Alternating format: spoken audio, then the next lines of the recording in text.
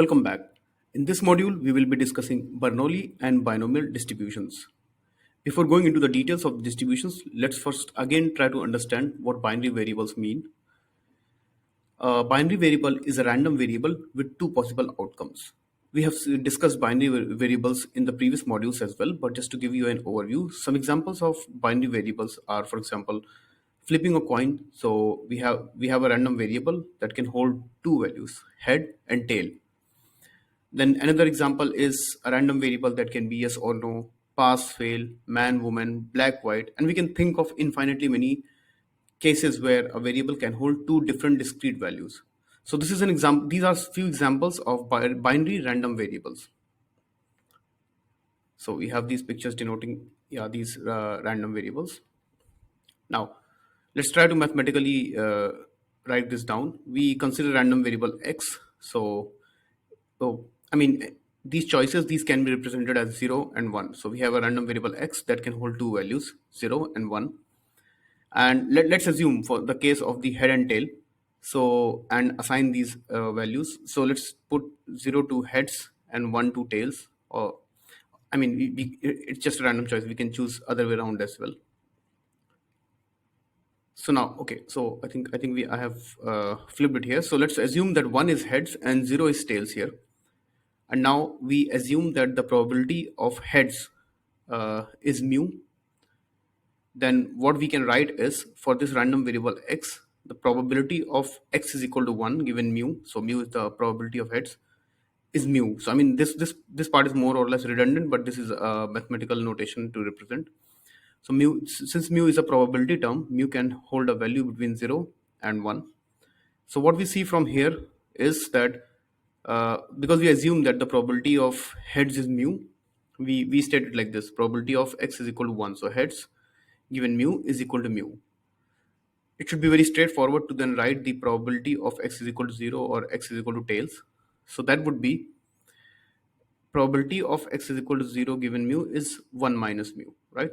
So this is how the probabilities of two different outputs of a random binary variable can be stated. Now we put the same thing again here. So a random variable x that can hold values 0 and 1, and the probability of x is equal to 1 is then mu, and then the probability of x is equal to 0 is then 1 minus mu. And if we were to write a probability distribution over x, so right now we have written the probability for x equal to 1 and x equal to 0. And if we were to write a single probability distribution for this random variable x, that is actually referred to as the Bernoulli distribution. So the Bernoulli distribution over x given mu, we can write it as mu raised to x 1 minus mu raised to 1 minus x. So this is the Bernoulli distribution that we have for our binary random variable x.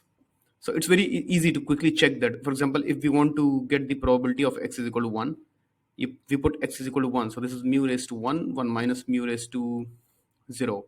So the second part becomes 1, so it becomes mu. Similarly, if we put x is equal to 0 here, the first term becomes 1, the second term becomes 1 minus mu.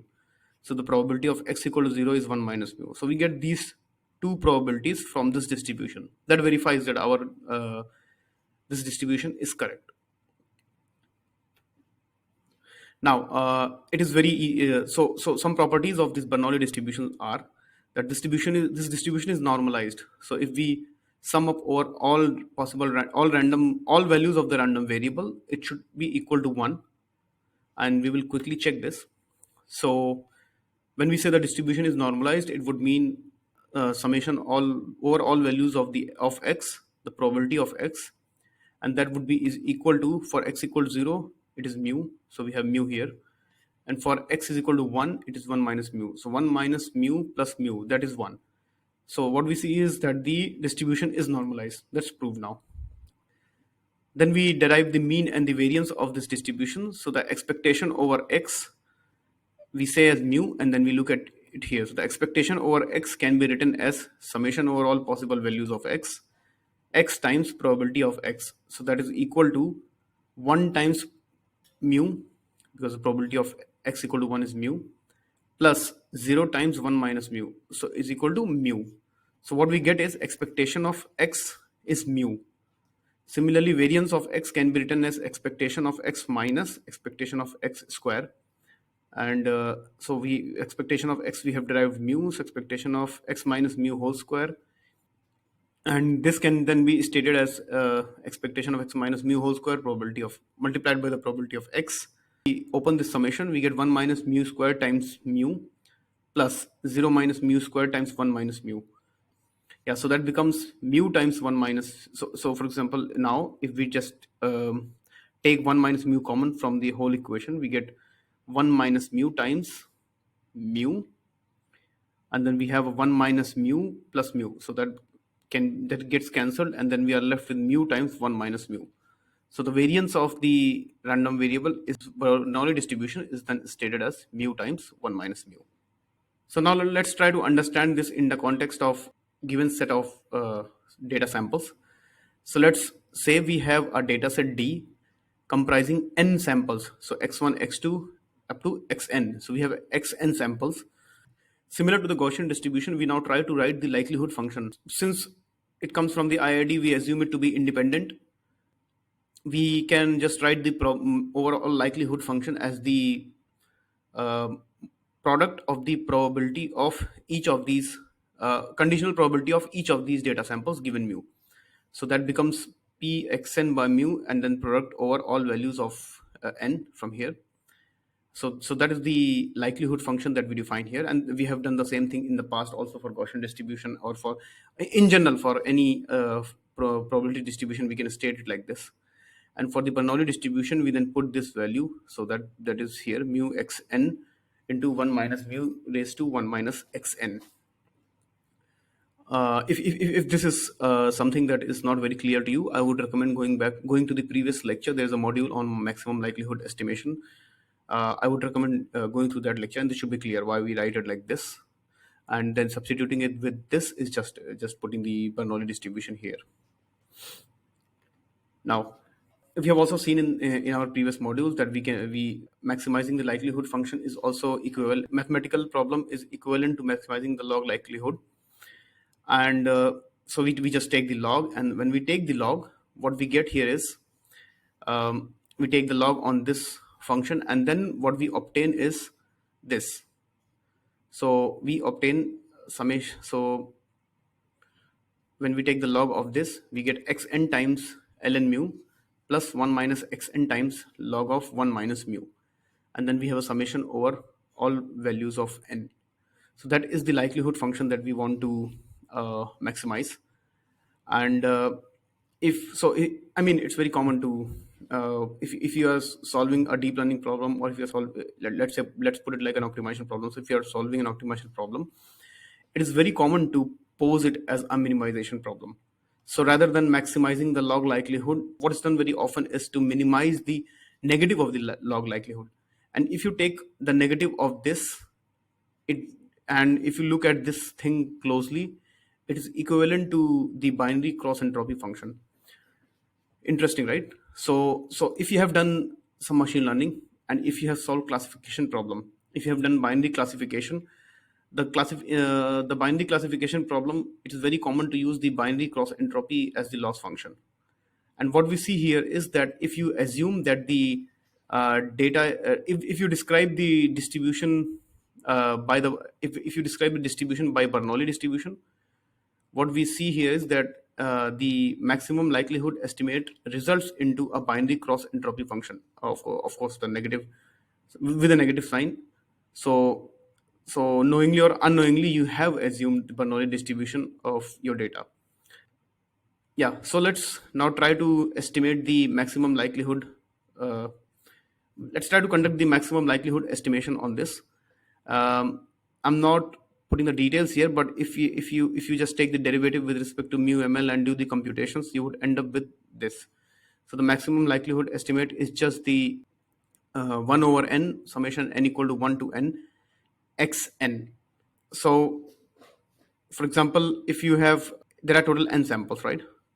Capital N samples. Let's say if out of these m samples, m number of samples have x is equal to 1, then mu ml is just m over n. So if you So in this case, the mu ml is m over n, and for x is equal to 0, in this case it would be just 1 minus m over n.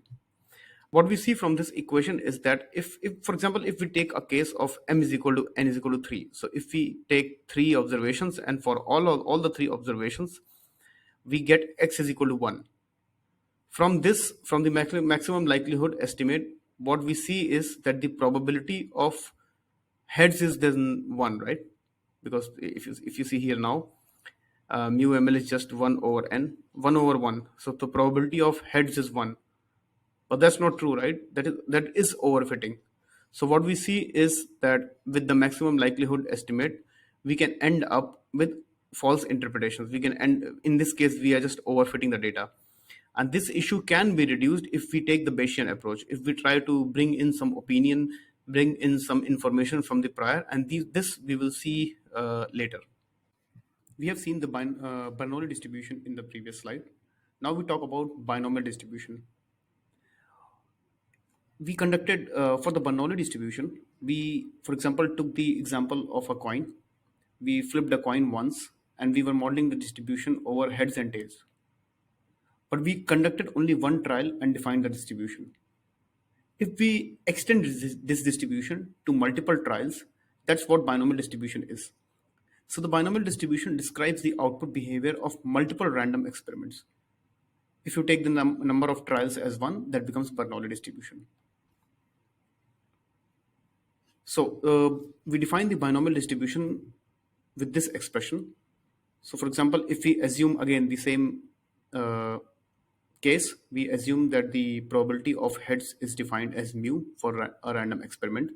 And then if this random experiment is repeated m number of times, then the probability of heads occurring m number of times out of n, and given mu, so mu, the probability of heads occurring per trial, is defined with this expression.